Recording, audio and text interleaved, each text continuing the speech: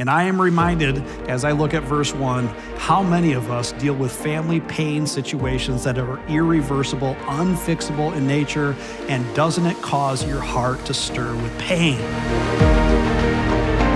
We are resting in the settled assurance that God is involved in the details of life. New Hope, the events of life are not driven by luck, they are driven by the Lord. So let's go to the scripture, chapter 2, verse 1.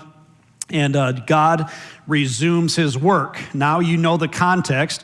The events of chapter 1 occurred, the dissolution of their marriage, the removal of Queen Vashti because he was angry, he was drunk. Now 3 years have transpired, and we get to chapter 2, verse 1, and it says these words, after these things. God resumes his work after a very long delay. Here it is. After these things, when the anger of King Ahasuerus had abated, he remembered Vashti and what she had done and what had been decreed against her. Let's talk about family pain for a moment. You ever look back on life at some sort of family drama that was created perhaps by drunkenness, perhaps by anger, perhaps by words that were said? Things that severed a relationship, perhaps it led to divorce, or perhaps it led to a distancing of relationship between you and a child or you and a grandchild. And isn't there part of you that as you reflect upon that later, once your anger subsides, that you wish you could go back and change what was done? This is what happens here in chapter 2, verse 1. His anger had subsided. The events that had occurred in chapter 1 occurred because of a drunken condition with an irrevocable decision.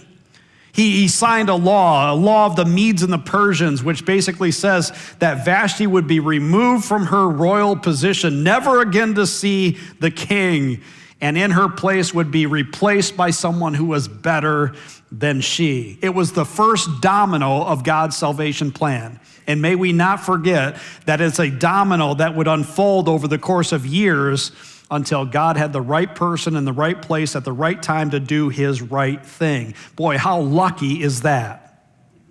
No, the events of life are not driven by luck, but by the Lord. So here is King Ahasuerus. He remembers Vashti. He reflects upon the good times that he had with her. It wasn't all bad. In New Hope, listen, I believe in verse 1, he's dealing with regret. He's dealing with pain. He's recognizing, here it is, even this promiscuous king who is pompous and arrogant, even he reflects upon the nature of the relationship that he once had with his wife, but she has been exiled, divorced, whatever the case may be. It is completely irreversible in nature. He can't fix it.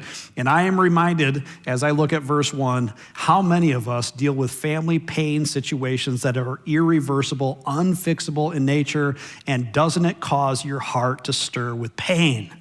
That's verse 1. Here's a key thought for you. In this regard, there is no pain like family pain, is there, church? 30 years ago, a pastor in Chicago, my pastor in Chicago, he would say this frequently, and as a 20-something-year-old, I didn't really get it entirely, but boy, I get it now. I understand what he means. There's no pain like family pain. And even King Ahasuerus, dealing with the family pain, the regret of a situation that is irreversible in nature, is dealing with the pain, and it shows on his face the sadness of his heart, the agony that he's feeling, and everybody around him can see what's going on with him, and they want to help him because helping him will help them, and they want to devise a plan that will medicate his soul, not in a good way. In New Hope, may we be very careful that when we deal with family pain, may we be very careful that we don't mask the pain with some form of sinful pleasure. And this is exactly what happens in verse 2. Take a look with me. God's work resumes in an odd way. It is a very odd way that God is about to work. Verse 2 says it this way. Then the king's young men, who are they? They're the 7 servants from chapter 1. They attend to his every need. They see that he's moody, he's down. Why? Well, he's depressed, he's defeated, and he's divorced. So he's dealing with all this family drama, and the young men say, who look out for the king, they say this, here it is, let beautiful young virgins be sought out for the king, and let the king appoint officers in all the provinces of his kingdom to gather all the beautiful young virgins to the harem in Susa, the citadel, under custody of Haggai. We'll talk about him later. And let their cosmetics be given to them, and let the young woman who pleases the king be queen instead of Vashti. Now, if you checked out during that reading, this is a good time to check back in. What's going on in the story? It's a very odd way that God is about to work. They devise a scheme, a plan, and the plan, basically, frankly, New Hope, it is to provide sexual pleasure to the king. It is to mask his pain by providing pleasure for him. And the scheme is to go all throughout the province, all the provinces of the entire kingdom to seek out beautiful young virgins. New Hope, listen, it is nothing less than sex trafficking in the Persian kingdom. Remember how big Persia is. It's as big as the United States is east to west. It stretches from Ethiopia all the way to India. That is Africa to Asia. Chapter 1, 127 provinces of every language, every nation, every culture, and the goal, the design or the scheme is to send officers to take young girls, listen, New Hope, by force and bring them back to the harem to serve as agents of sexual pleasure for the king, with the ultimate goal that as he filters through all of the young girls, that ultimately one will be selected to be the queen. Now, New Hope, I want to be very clear. This would not be an honor to be chosen. Mothers and fathers, briefly, let me ask you that question. How would you feel if the federal government sent officers throughout the entire world and they came to your home to take your daughter to serve as a sexual pleasure for the advancement of a pompous, arrogant king? How would you feel? You would feel angry, betrayed, torn apart, broken. You would feel grief-stricken. And this is what happens. And notice in verse 4, notice that this idea, this plan to steal the women, the young girls, notice that it very much pleased the king. We are not dealing with a very noble man, are we?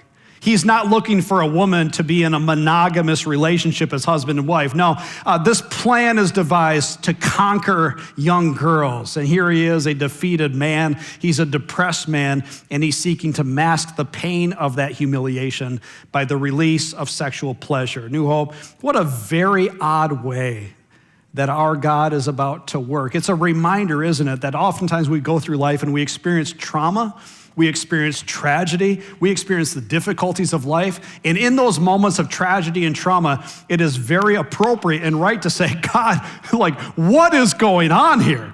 I mean, how could you ever possibly bring good out of this? Because in the moment, we can't see what God could possibly do.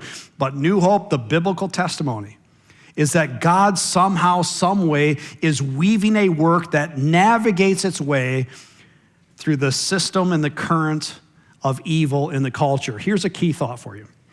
A key thought: God's silent sovereignty weaves its way through man's insanity. His sovereignty weaves its way, and it weaves its way directly through this crazy idea of stealing by force young girls throughout the whole kingdom. The question becomes, as you look at it, how many girls are we talking? And frankly, New Hope, we just don't know, but you could make a guess. In a nation of probably 10 million people at the time with 127 provinces, you could imagine that number is going to be in the hundreds of young girls that are taken for the pleasure of the king. New Hope, God resumes his work after a long delay and in a very odd way. And then we come to verse 5.